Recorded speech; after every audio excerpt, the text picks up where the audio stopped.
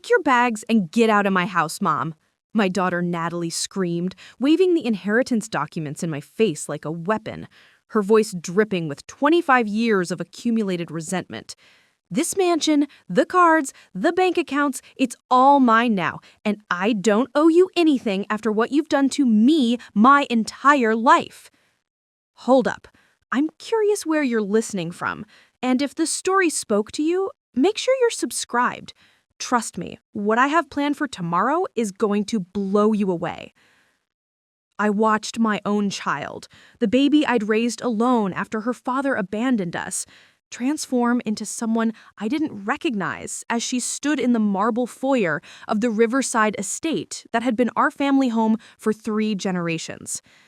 The $33 million inheritance from her great-grandmother had arrived that morning, and by afternoon, I was being evicted from the only home I'd known for 47 years.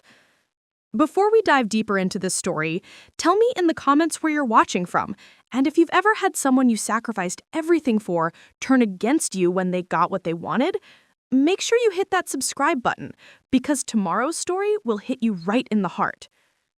The sound of Natalie's designer heels clicking against the Italian marble echoed through the grand entrance hall where I'd once taught her to ride her first bicycle on rainy days. Now she stood there like a stranger, her perfectly manicured fingers clutching legal documents that had transformed her from my struggling daughter into one of the wealthiest young women in Millbrook Heights. "Natalie, sweetheart," I said, my voice barely above a whisper, as I tried to process what was happening. "This is our home. This is where you grew up, where your great-grandmother Evelyn wanted us both to—" "Don't you dare tell me what great-grandmother Evelyn wanted," she interrupted, her brown eyes, the same eyes I'd stared into when she was born, now cold and calculating. "She left everything to me, not you. The will is crystal clear. Natalie Harper inherits the estate, the investments, the trust funds, everything. Your name isn't mentioned once." The cruelty in her voice hit me like a physical blow. This was the same girl I'd worked 3 jobs to put through private school, the daughter I'd sacrificed my own dreams for, the child I'd moved mountains to give every opportunity life could ever offer. And now she was using those opportunities as weapons against me. My name is Catherine Harker, and I need you to understand something before this story goes any further. The woman standing in that foyer being evicted by her own daughter wasn't the person I'd been 48 hours ago. That woman had been a devoted mother, a small business owner, someone who'd spent 25 years believing that love and sacrifice would eventually be recognized and appreciated. But recognition and appreciation, I was about to learn, aren't guaranteed just because you've earned them. Sometimes the people who owe you the most are the ones most determined to convince themselves and everyone else that they owe you nothing at all. Growing up in Millbrook Heights, Natalie and I had always been a team of 2 against the world. When her father David walked out 3 months after she was born, claiming he wasn't ready for the responsibility of fatherhood, I made a promise to myself that my daughter would never feel abandoned, never feel unloved, never feel like she was less important than anything else in my life. That promise cost me everything, but I paid it gladly. While other single mothers in our neighborhood struggled to make ends meet, I worked morning shifts at the local bakery, afternoon shifts cleaning offices, and spent my evenings building what would eventually become Harper's Custom Catering, a business I started from our kitchen table with nothing but determination and a collection of my grandmother's recipes. Every dollar I earned went toward Natalie's future. Private school tuition instead of new clothes for myself. Dance lessons and piano lessons and art classes instead of the vacation I'd been dreaming about for years. A college fund that grew steadily while I drove the same beat-up Honda for 15 years, fixing it myself in the garage behind our small apartment before we moved into great-grandmother Evelyn's estate. "You never supported my dreams," Natalie continued, her voice rising as she paced the foyer like a prosecutor addressing a jury. "You were always working, always busy with your little catering business, always too tired to really listen to what I wanted." The accusation was so absurd, it almost made me laugh, except nothing about this situation was funny. Natalie's dreams had been my blueprints for 25 years. When she wanted to be a ballerina at age 7, I drove her to lessons 3 towns over because Millbrook Heights didn't have a proper dance studio. When she discovered photography in high school, I bought her professional equipment that cost more than I made in 2 months. When she decided she wanted to attend Prestige University, a private college with tuition that exceeded most people's annual salaries, I took out loans, worked extra catering jobs, and turned my successful small business into a round-the-clock operation to pay for her education. I supported every dream you ever had, I said quietly, looking around the foyer at the family photos that chronicled 25 years of my life revolving around her happiness. I worked myself to exhaustion to give you opportunities I never had. Opportunities you chose not to take, she shot back with the casual cruelty that only children can master. Don't blame me because you settled for running a small-town catering business instead of pursuing your own ambitions. That's not my fault. That's your choice. The words hit their intended target with surgical precision. Natalie had always been intelligent, always been perceptive, and now she was using those gifts to cut me where it would hurt most. She knew exactly how many dreams I'd deferred, how many opportunities I'd passed up, how many pieces of myself I'd sacrificed to ensure her success. What she didn't know, what I'd never told her because I didn't want her to carry the burden of guilt, was that I'd turned down a full scholarship to culinary school when she was 2 years old, turned down a partnership opportunity in a high-end restaurant in the city when she was 12, turned down 3 different marriage proposals from good men because I was afraid of disrupting the stability I'd finally managed to create for her. But standing in that marble foyer, watching my daughter transform $33 million into a weapon against the woman who'd made her success possible, I realized that protecting her from guilt hadn't protected her from becoming someone who could inflict it without conscience.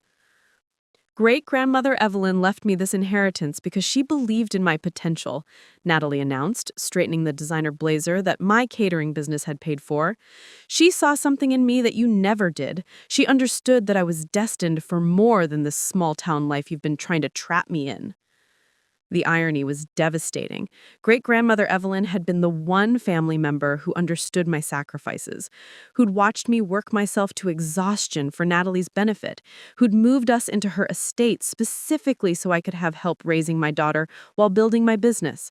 She'd been my ally, my support system, my reminder that good mothers sometimes had to make impossible choices for their children's futures. And now Natalie was rewriting that history, turning Evelyn's generosity toward both of us into validation of my supposed failures as a mother. "You have 24 hours to pack your belongings and find somewhere else to live," she continued, consulting her phone like she was reading from a business contract. "I'll be having the locks changed tomorrow morning, and I've already contacted a security company about monitoring the property." Security company. The phrase hit me like a slap. My own daughter was hiring professionals to keep me away from the home where I'd raised her, where I'd nursed her through childhood illnesses, where I'd celebrated every birthday and milestone and achievement of her life. "Natalie," I said, my voice breaking despite my efforts to stay calm, "where am I supposed to go? This house, this town, this is our entire life. These are our memories, our family history." "Your life," she corrected coldly. "Your memories, your small-town limitations that you've been trying to impose on me since I was old enough to know I wanted more." As I stood there in the foyer of the home that had sheltered 3 generations of Harper women, watching my daughter prepare to erase me from the story of her success, I had no way of knowing that in 72 hours, everything would change again. I had no way of knowing that the $33 million inheritance she was wielding like a crown would become the very thing that brought her back to my door, desperate and broken, and finally ready to understand the difference between having everything and having what matters. But that revelation was still days away, and the woman being evicted by her own daughter had no choice but to pack her bags and discover what life looked like when the person you'd sacrificed everything for decided your sacrifices had never been enough. We poured our hearts into researching and telling this story. If you're hooked, show some love with a subscribe. Now, where were we? The Sunset Motel on Highway 47 smelled like disinfectant and broken dreams, a far cry from the lavender sachets that had perfumed my bedroom at the Riverside estate for the past 15 years. I sat on the scratchy polyester bedspread staring at the 3 suitcases that contained everything I'd been allowed to take from the home where I had raised my daughter. 24 hours earlier, I'd been Catherine Harper, successful businesswoman and devoted mother, living in a mansion worth $4.2 million. Now, I was Catherine Harper, homeless woman, in room 237 of Millbrook Heights' cheapest accommodation, trying to figure out how my life had imploded so completely. The irony wasn't lost on me. I'd spent 25 years ensuring Natalie would never know what financial insecurity felt like. And now she'd thrown me into it with the casual indifference of someone discarding yesterday's newspaper. My phone buzzed with a text message from my business partner and best friend, Linda Kowalski. Just heard what happened from Mrs. Patterson at the grocery store. Are you okay? Where are you staying? Linda had been my anchor through every crisis since we'd met at the community college business course 12 years ago. She was the one person who truly understood the sacrifices I'd made, the dreams I'd deferred, the exhaustion I carried like a second skin while building Harper's Custom Catering into something that could support Natalie's expensive lifestyle. I typed back, Sunset Motel, room 237. Not okay, but surviving. Her response came immediately. On my way. Don't you dare think about facing this alone. While I waited for Linda, I forced myself to review the practical realities of my situation. The catering business was technically mine, but it operated out of the commercial kitchen I'd built in the estate's converted carriage house. Without access to that facility, I couldn't fulfill the contracts I'd already signed for the next 3 months. The bitter truth was that I'd structured my entire life around the assumption that Natalie and I were a team, that the success I'd built was building toward our shared future. I'd never imagined I'd need a backup plan for being betrayed by my own daughter. My laptop sat open on the motel's scarred wooden desk, showing the email that had arrived an hour after my eviction. From natalieharperbusiness@gmail.com. Subject, business transition. Catherine, please arrange to remove your equipment from the carriage house kitchen within 48 hours. I'll be converting the space for other purposes. Any catering contracts involving the Riverside property are hereby terminated. NH. Even in her cruelty, Natalie maintained the cold professionalism she'd learned at Prestige University. No mom, no acknowledgement of our relationship, no recognition that she was effectively destroying the business that had paid for her education. Linda knocked on the motel door 40 minutes later, her arms full of Chinese takeout containers and her face full of barely controlled rage. Linda Kowalski was a 5'2" force of nature who'd built her own successful accounting firm from nothing, and she had exactly 0 patience for people who hurt the ones she loved.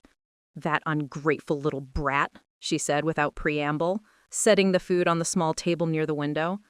Do you know she had the nerve to call my office this afternoon asking if I wanted to bid on handling her investment portfolio? Like I'd work with someone who just destroyed my best friend's life. I managed a weak smile. What did you tell her?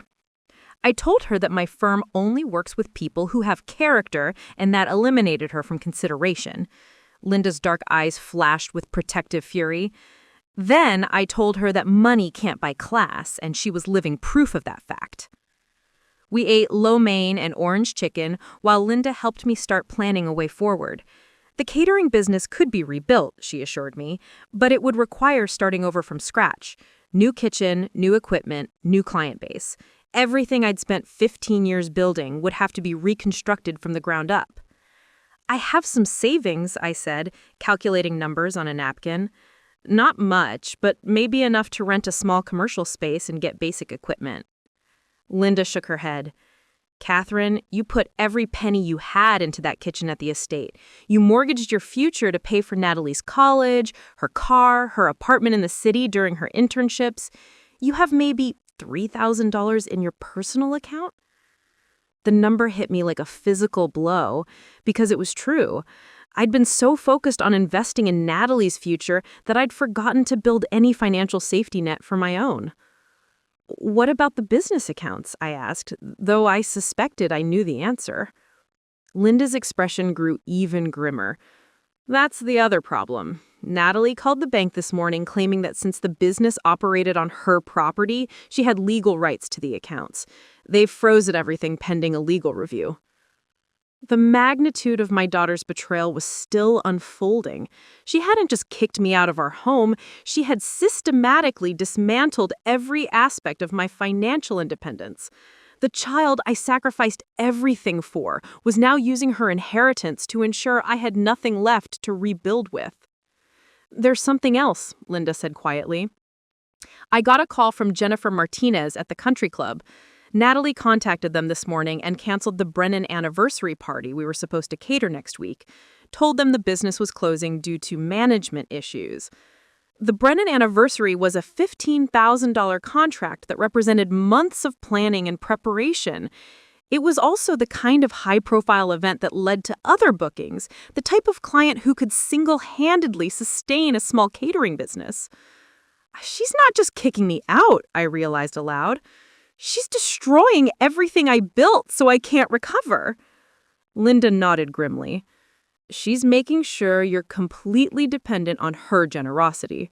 Classic power play."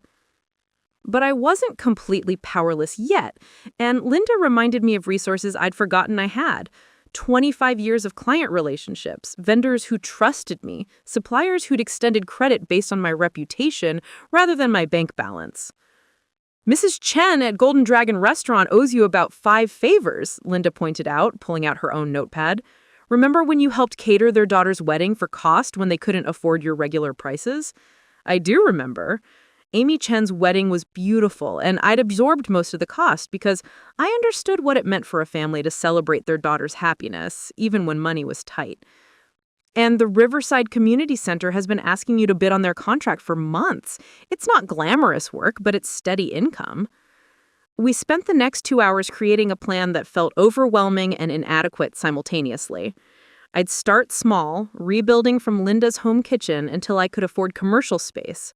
I'd reach out to every client I had ever helped, every vendor who'd seen me work, every person in Millbrow Heights who might remember that Catherine Harper delivered quality and reliability. It would mean swallowing my pride, asking for help, admitting that the successful business I'd spent 15 years building had been destroyed by my own daughter. But it was better than surrender. As Linda packed up the empty takeout containers, she asked the question I'd been dreading. "Have you heard from Natalie at all? Any sign that she's reconsidering this insanity?" I shook my head. Radio silence. She got what she wanted, complete control, and no inconvenient reminders of how she got it. What I didn't know, sitting in that motel room planning my resurrection from financial ruin, was that Natalie's $33 million inheritance came with complications she hadn't bothered to read about. I didn't know that great-grandmother Evelyn had structured the trust with specific conditions that required more than just legal ownership.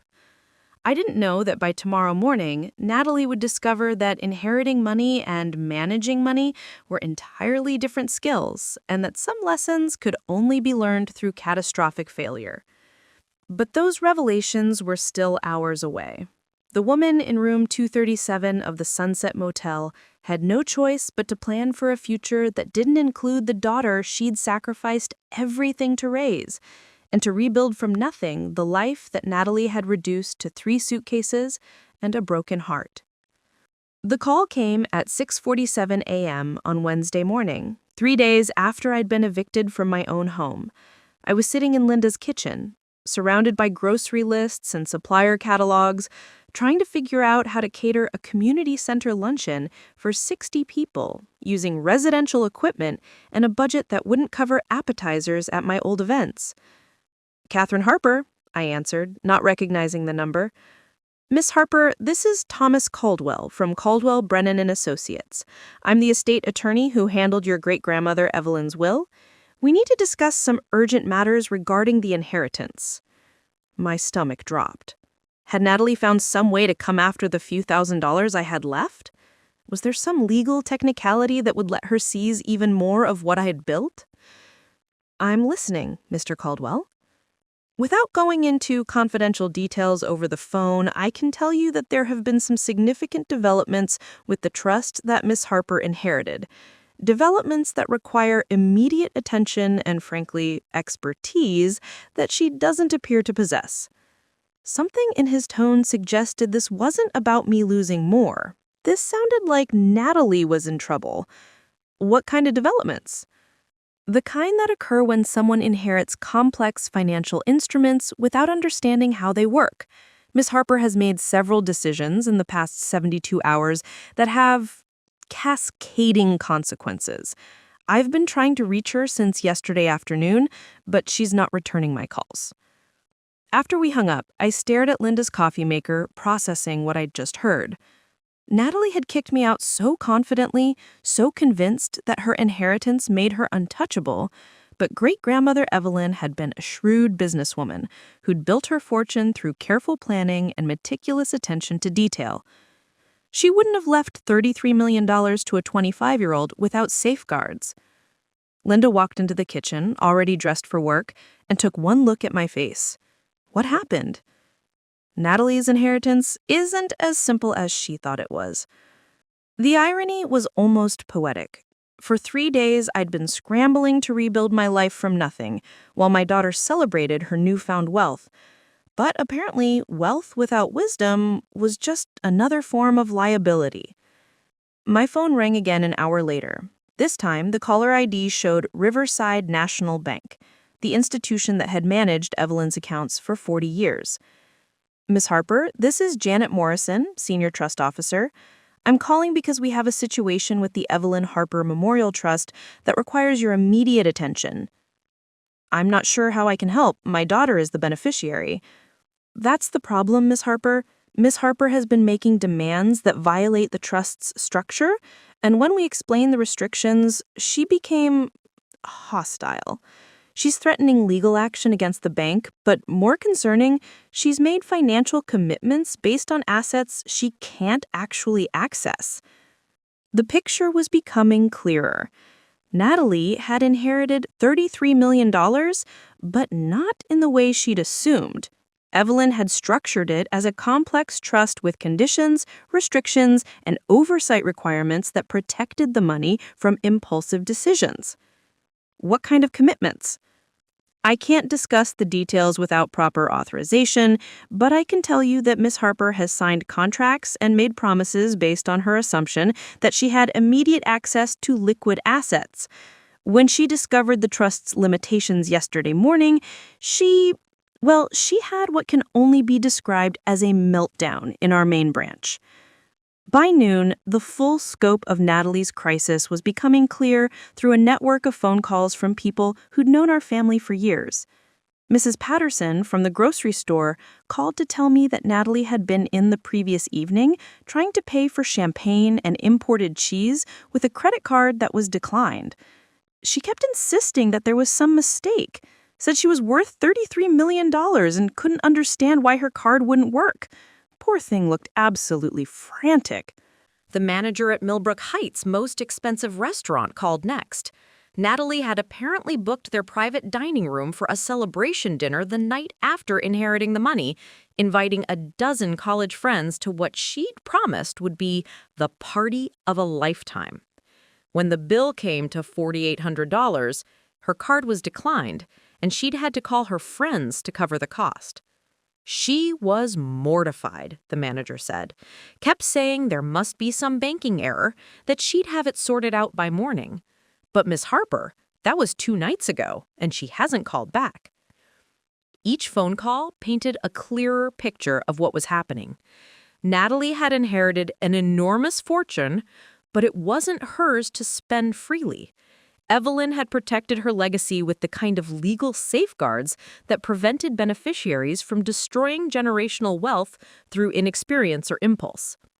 The trust likely had conditions, spending limits, approval requirements for large purchases, oversight from financial advisors, all the protective measures that Natalie had probably skipped reading in her excitement to claim her inheritance. Linda came home from work that evening with more pieces of the puzzle. Her accounting firm handled several wealthy families in the area, and she'd heard through professional networks that Natalie had approached 3 different investment advisors in the past 2 days, trying to liquidate large portions of the trust to fund immediate purchases. She wants to buy a penthouse apartment in the city, Linda reported, settling into her kitchen chair with a cup of tea. A $2.8 million penthouse that she saw online and decided she had to have immediately. But the trust won't allow that kind of purchase without proper documentation, waiting periods, and financial justification. The apartments Natalie was looking at weren't just expensive, they were statements. Proof that she'd transcended her small-town origins and achieved the sophisticated lifestyle she'd always claimed she deserved. But great-grandmother Evelyn had clearly anticipated this kind of thinking and structured the inheritance to prevent it. There's more. She also signed a contract with some high-end interior designer promising a $500,000 budget to redecorate the entire Riverside estate. The designer is now calling daily asking about payment schedules. $500,000 to redecorate the home that had been beautiful and comfortable for 3 generations?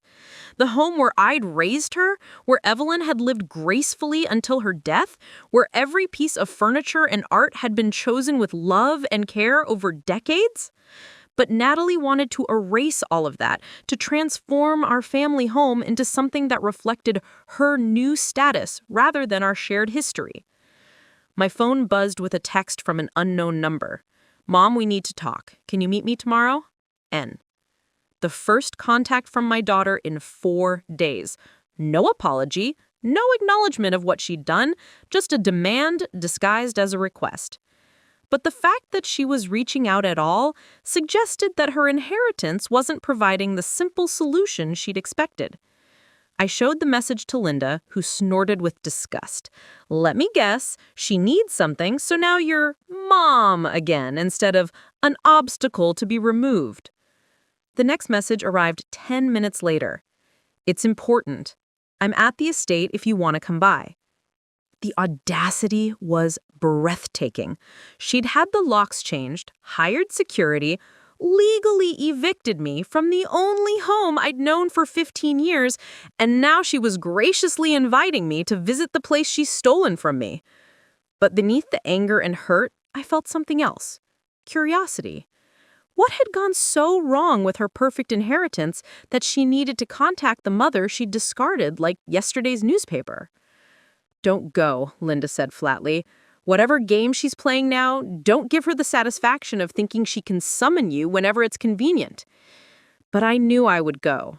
Not because I wanted to help Natalie escape the consequences of her choices, but because I needed to understand what had changed.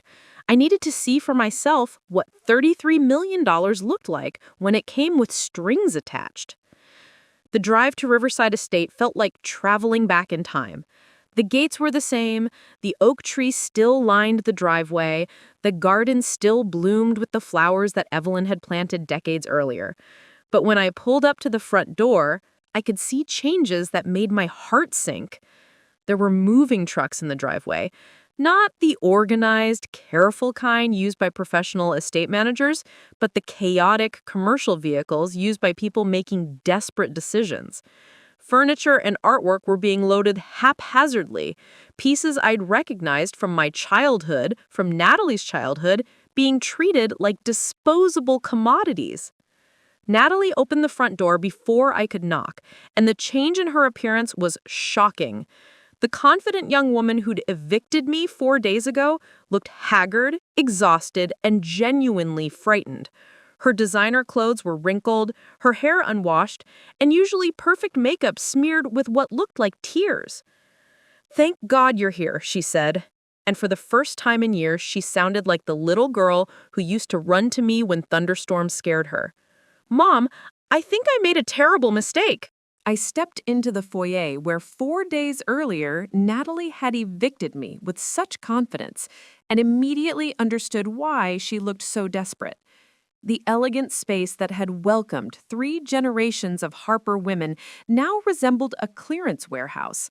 Antique furniture was stacked haphazardly, priceless paintings leaned against walls wrapped in moving blankets, and crystal chandeliers sat in cardboard boxes like expensive garage sale items.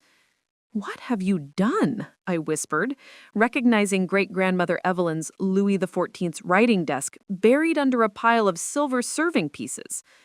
Natalie followed my gaze, her face flushing with what might have been shame. I needed to liquidate some assets quickly. The auction house said they could get top dollar for the antiques, and I found buyers for most of the art collection. "You're selling our family history to pay for your mistakes." "It's not family history, it's my inheritance." The flash of her old defiance appeared briefly, then crumbled under the weight of her obvious desperation. At least, I thought it was mine to do whatever I wanted with. I walked deeper into the house, cataloging the destruction. The formal dining room, where we'd shared countless Sunday dinners, was stripped bare, except for the table, probably too heavy to move quickly. The living room, where Natalie had taken her first steps, looked like it had been ransacked by particularly organized thieves. "Tell me what happened," I said, settling into the one remaining chair in what had been Evelyn's favorite sitting room. Natalie perched on the edge of a packing crate, looking more like a lost child than a multimillionaire. "The lawyer called me into his office yesterday morning, Mr. Caldwell. He had all these documents and spreadsheets and kept using words I didn't understand." She pulled out a thick folder of papers, many of them clearly crumpled and then smoothed out again. "Apparently, great-grandmother Evelyn didn't just leave me $33 million. She left me something called a managed trust with performance requirements and conditional distributions." I'd suspected something like this. Evelyn had been far too practical to hand over her life's work to a 25-year-old without safeguards. What kind of conditions? "The money is there, but I can only access portions of it by meeting certain requirements. Educational requirements, like completing financial management courses. Employment requirements, like working for at least 2 years in a meaningful career." And she looked up at me with eyes that were red from crying. "Family stability requirements." The last phrase hung in the air between us. Family stability requirements. Evelyn had been watching our family dynamics for years, had seen how Natalie treated me, how she dismissed my sacrifices while benefiting from them. The woman who'd built a fortune from nothing wouldn't have approved of her great-granddaughter destroying relationships for temporary gain. "What does that mean exactly?" Natalie's voice dropped to barely above a whisper. "It means the trust requires me to maintain positive relationships with immediate family members. If I'm estranged from close relatives due to my own actions, the distributions get delayed until the situation is resolved." The genius of it was breathtaking. Evelyn had created a trust that wouldn't just preserve her money, it would preserve her family. She saw through Natalie's sense of entitlement and built in protections against exactly the kind of behavior my daughter had exhibited over the past 4 days. "So, when you kicked me out, the trust immediately flagged it as a family stability violation. Mr. Caldwell said the bank called him within hours of me changing the locks. Apparently, the trust has been monitoring my actions since the moment I inherited." I looked around at the chaos of packed belongings and partially sold furniture, and when you couldn't access the money you'd assumed you had, I panicked, she admitted. I'd already committed to so many things: the apartment in the city, the designer, the celebration dinner, the car I put a deposit on, and the car dealership is talking about repossessing the Mercedes I haven't even picked up yet. $400,000 in debt accumulated in less than a week, all because she'd assumed her inheritance meant unlimited spending power. The woman who had accused me of never supporting her dreams had destroyed herself chasing lifestyle fantasies she couldn't afford. "Natalie, why didn't you read the trust documents before you started spending money you didn't have access to?" Her face crumpled. "Because I was so angry. Angry at you, angry at this town, angry at feeling like I'd been trapped in a life I didn't choose. When Mr. Caldwell called and said I'd inherited everything, I saw it as my chance to finally break free from all of it." "Break free from me, you mean?" "Yes," she said, the word coming out like a confession. I thought if I had my own money, my own house, my own life, I could finally stop feeling guilty about wanting more than what you'd built here. The honesty was devastating because it revealed how completely she'd misunderstood our relationship. She had seen my sacrifices as chains rather than gifts, my support as limitation rather than foundation. Do you know why great-grandmother Evelyn structured the trust this way? Natalie shook her head, wiping her nose with a tissue that looked like it had been used several times. Because she watched you grow up. She saw how you treated the people who loved you, how you took credit for success while blaming others for anything that went wrong. She knew that giving you unlimited access to money would destroy you. I stood up, walking to the window that overlooked the gardens Evelyn had tended for 40 years. She also knew that real wealth isn't just about money. It's about relationships, family, the kind of legacy that lasts beyond bank account balances. So what do I do now? Natalie's voice was small, defeated. Mr. Caldwell says the trust will start releasing funds once I demonstrate long-term commitment to family relationships and professional responsibility. But I've already destroyed my relationship with you, and I don't have any professional experience beyond internships. The moving trucks were still loading furniture in the driveway, hauling away pieces of our family's story to pay for Natalie's mistakes. But looking at my daughter, really looking at her, I saw something I hadn't seen in years. Not the entitled young woman who'd evicted me, but the scared girl who'd once climbed into my bed during thunderstorms. The first thing you do is stop selling our family's belongings to pay for purchases you should never have made. But I owe people money, real money. They're threatening lawsuits. Then you'll have to deal with the consequences of your choices. Declare bankruptcy if necessary. Default on contracts you should never have signed. Learn what it means to rebuild from nothing. She looked at me with something approaching panic. You mean you won't help me, even though the trust requires us to have a good relationship? This was the moment I'd been unconsciously preparing for since the day she was born. The moment when I had to choose between rescuing my daughter from her mistakes and teaching her to rescue herself.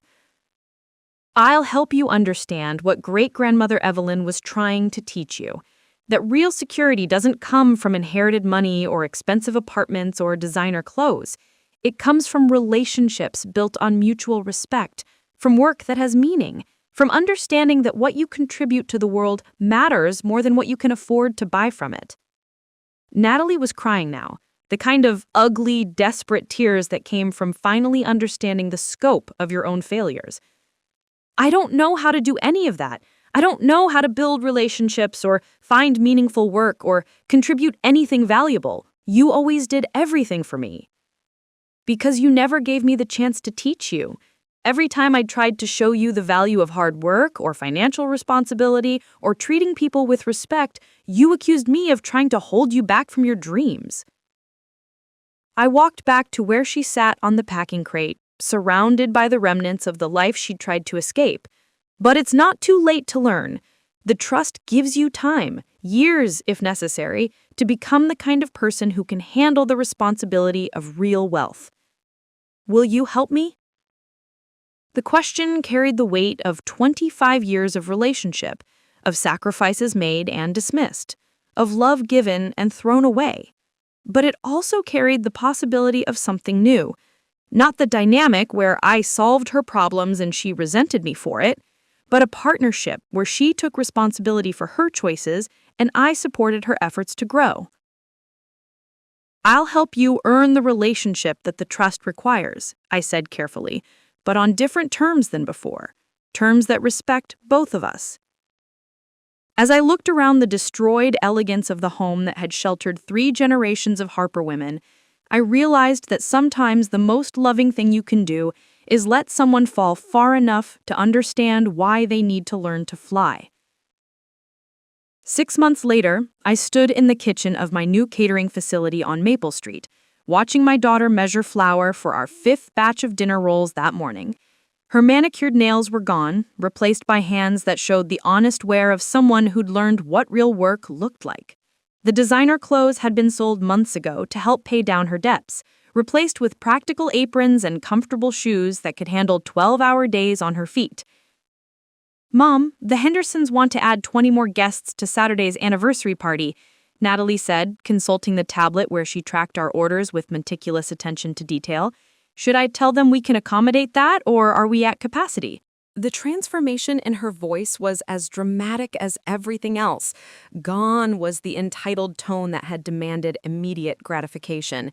In its place was the careful consideration of someone who understood that decisions had consequences, that promises made to clients were sacred obligations, that success was earned through consistent reliability rather than inherited wealth. "Check with Linda about the serving equipment," I replied, pulling a tray of canapes from the oven. "If we can handle the logistics, we take the job, but only if we can do it right." Natalie nodded and moved to the phone with the kind of purposeful efficiency that would have been unrecognizable 6 months earlier. The daughter who'd once dismissed my catering business as small-town limitations now understood that feeding people was both an art and a science, requiring creativity, precision, and genuine care for others' experiences. The first month after our confrontation at the estate had been the hardest either of us had ever endured. Natalie had filed for bankruptcy, defaulting on the penthouse apartment and returning the Mercedes she'd never actually driven. The interior designer had sued for breach of contract, settling for partial payment that wiped out what remained of Natalie's accessible funds. But more devastating than the financial collapse was the emotional reckoning that came with it. For the first time in her adult life, Natalie had to face the consequences of her choices without anyone to blame, rescue, or enable her escape from responsibility. "I don't know how to live without someone else solving my problems," she'd admitted during one of our weekly meetings with Mr. Caldwell, the estate attorney who'd become an unexpected mentor in our journey toward reconciliation. "Then you'll learn," I'd replied, not unkindly, but without the immediate comfort she'd grown accustomed to receiving. The same way everyone learns essential skills, through practice, failure, and trying again. The trust's requirements had provided structure for what might have been an impossible process. Natalie couldn't just pretend to respect me until the money came through. She had to demonstrate sustained change through concrete actions over time. The educational requirements meant enrolling in business management courses at Millbrook Community College. This same institution she'd once dismissed as beneath her standards became the place where she learned accounting principles, customer service excellence, and the legal foundations of running a legitimate business. "I never understood how much you had to know," she'd said after her first semester, showing me a report she'd written on small business cash flow management. "I thought you just cooked food and people paid you for it. I had no idea about permits, insurance, and vendor relationships and tax obligations." The employment requirements had been even more challenging for someone who'd never held a job that wasn't subsidized by her mother's success. But the trust required 2 full years of meaningful employment, and Mr. Caldwell had made it clear that working for me would only count if she earned her position through merit rather than family connection. So Natalie had started at the bottom, washing dishes at Romano's Italian restaurant for minimum wage. She'd learned what it felt like to have a boss who didn't care about her potential or her family connections, who only cared whether she showed up on time and completed her assigned tasks without complaint. "My hands are destroyed," she said after her first week, showing me raw knuckles and chemical burns from industrial dishwashing soap. "I never realized how much work goes into feeding people." But she'd stuck with it, progressing from dishwasher to prep cook to assistant server over the course of 4 months. When Linda suggested that Harper's Custom Catering could use additional help that would have to be earned rather than given, Natalie interviewed for the position like any other applicant. "Tell me why you want to work in catering," I asked her during the formal interview I'd insisted on conducting. "Because I want to understand what you built. I want to learn how to create something valuable instead of just consuming things other people created." But the family stability requirements had been the most complex to navigate because they required rebuilding trust that had been shattered by years of dismissal and betrayal. The trust monitored our interactions through quarterly reports from family counselors, community members who knew us, and documented evidence of genuine collaboration rather than forced cooperation. I can't just pretend to respect you until the money comes through, she'd realized during one of our counseling sessions. I actually have to change how I think about what you've accomplished, what you sacrificed, what you deserve. The process had been painful for both of us. I'd had to confront my own role in enabling her entitlement, acknowledging the ways I'd shielded her from consequences and solved problems she should have learned to handle herself. You taught me that love meant never having to face failure, but that wasn't love. That was fear. You were afraid of watching me struggle, so you never let me develop the strength to handle struggle on my own. She was right. In my desire to give her opportunities I never had, I'd also deprived her of lessons I'd learned through necessity. The resilience that came from rebuilding after failure, the confidence that came from earning rather than receiving, the wisdom that came from understanding the difference between what you want and what you need. Now, watching her handle a complicated catering order with patience and professionalism, I could see the woman she'd become through the process of losing everything and choosing to rebuild herself rather than waiting to be rescued. "The Henderson party is confirmed," she reported, hanging up the phone. "Linda says we can handle the extra guests if we start prep a day early. I've already called our produce supplier to adjust Thursday's delivery." The competence in her voice was earned rather than assumed, built through months of mistakes, corrections, and gradual improvement. She learned to anticipate problems rather than react to crises, to solve issues rather than assign blame, to take responsibility rather than seek rescue. Last week, Mr. Caldwell had called to inform us that Natalie had met the first-year requirements for trust distributions, not the full $33 million, that would take several more years of demonstrated growth, but enough to pay off her remaining debts and begin building a legitimate financial foundation. "What do you want to do with the money?" I asked her. "Invest it in expanding the catering business," she'd replied without hesitation. "Not because it's my inheritance, but because it's our business now, something we built together." The woman who'd once dismissed my work as small-town limitations now understood that building something valuable with people you love wasn't a limitation, it was the point of having resources in the first place. This morning, as we prepared for another full day of serving people who trusted us with their celebrations and special occasions, I thought about great-grandmother Evelyn and the wisdom embedded in her impossible trust. She'd known that real wealth wasn't about having enough money to do whatever you wanted. It was about becoming the kind of person who wanted to do things worth doing. She'd structured her inheritance not just to preserve her financial legacy, but to ensure that legacy was inherited by someone worthy of carrying it forward. "Mom," Natalie said, looking up from the order tablet, "I know I've said this before, but I need to say it again. Thank you for not rescuing me when I expected it. Thank you for making me earn my way back into your life instead of just forgiving me because we're family." The gratitude in her voice carried the weight of understanding that had been earned through loss, failure, and the choice to keep trying despite having every reason to give up. "Thank you for becoming someone worth rebuilding a relationship with," I replied, meaning every word. The daughter who'd kicked me out for inheriting money she couldn't access had become a partner who understood that the most valuable inheritances can't be deposited in bank accounts. They have to be earned through character, maintained through integrity, and shared through relationships that honor what came before while building toward what comes next. That afternoon, as we preserved the Harper family's signature honey-glazed ham to 60 grateful guests at the Henderson anniversary celebration, I realized that great-grandmother Evelyn's greatest gift hadn't been the $33 million she'd left behind. It had been the lesson that money without wisdom is just another form of poverty, and that love without boundaries isn't love at all. It's enablement disguised as devotion. My name is Catherine Harper, And this is how my daughter's inheritance taught us both what it means to deserve the life you're trying to build.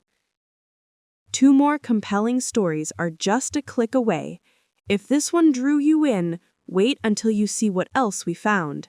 Ready to explore?